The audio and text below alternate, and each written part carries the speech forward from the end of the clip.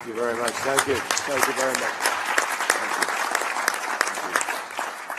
Thank you all very, very much. I'm shying away from sports analogies after breaking my leg. I don't think I have to earn my respect back. Thank you all for coming. Particularly grateful, as Ann said, this is sort of the end of a whirlwind few days. I'm still here tomorrow, and we'll be going at it. But this is a particularly important gathering, and I'm very grateful to all of you for being here. I'm particularly proud of the leadership that Ann Richard and Kathy Russell are offering on this and many other issues. Ann has her hands as full as anybody I've ever met with respect to refugees right now, obviously, and we're seeing a particular challenge. And Kathy is standing up for and fighting for the rights of women all around the world. So we have a big agenda, and all three of us could not be happier than to know that this initiative is going to be guided by the stalwart, strong vision of Foreign Minister Wallström, and we're really pleased that Sweden is stepping up to play this role. Last year, the United States accepted the responsibility to lead the call to action on the protection of gender-based violence in emergencies. And I'm really happy to be here today with Margot as we hand over the baton, and I very much look forward to working with Sweden going forward. We're not going to step away, we're just going to step aside, but we're going to work alongside you. And to begin with, let me be very clear about this. This is not a sideline issue from my point of view at all. Not when close to majority of the world's population is as affected as it is by choices that are made in various parts of the world. Preventing and dealing with the effects of gender-based violence is a fundamental moral issue. It's a basic question of right versus wrong, but it's also about our collective security.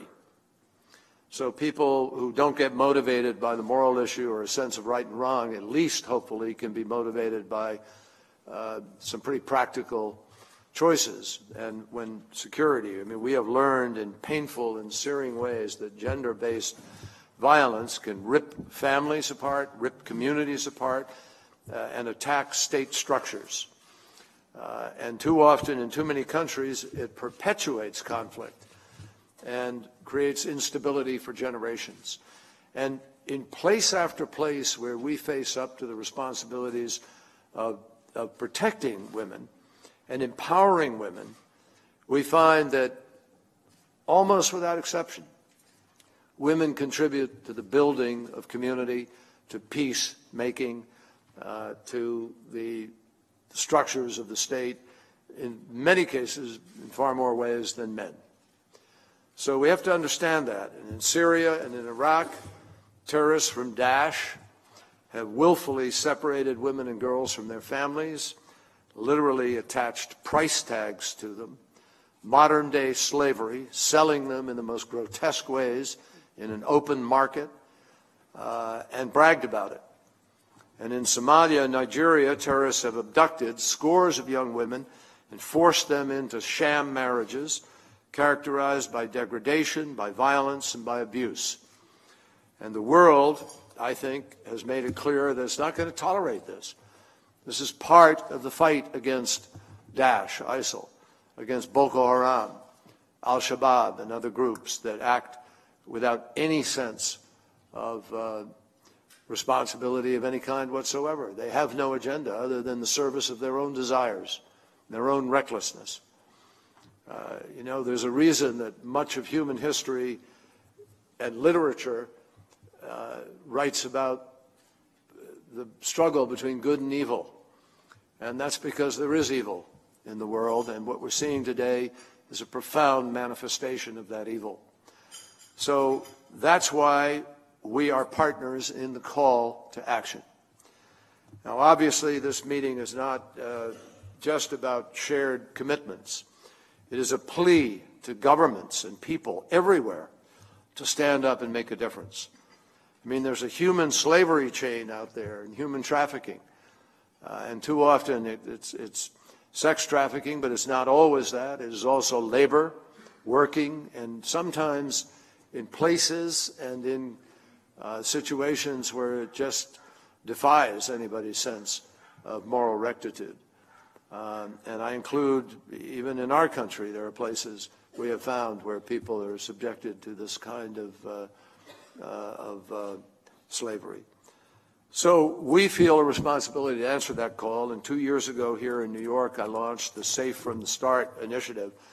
Today, I'm pleased to announce that over the last year, we provided more than $17 million in support of the activities, bringing our total funding for the initiative now up to $40 million, and we're going to continue to be supportive. We've used Safe from the Start funding to help our partners assist thousands of displaced Iraqis, including counseling sessions and family support. And we use Safe from the Start to also train refugees from Central African Republic in how to respond to sexual exploitation and abuse. And in the Congo, we're helping to establish security patrol teams to install solar lights in communities so that women and girls are able to venture outside after sundown.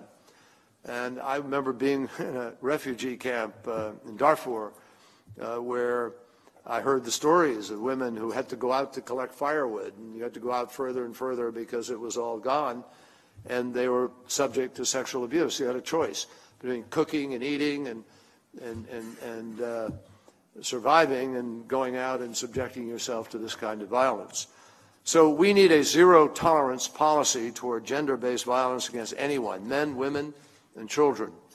And two, we have to treat the survivors of violence with the sensitivity and the dignity that, and respect that they deserve.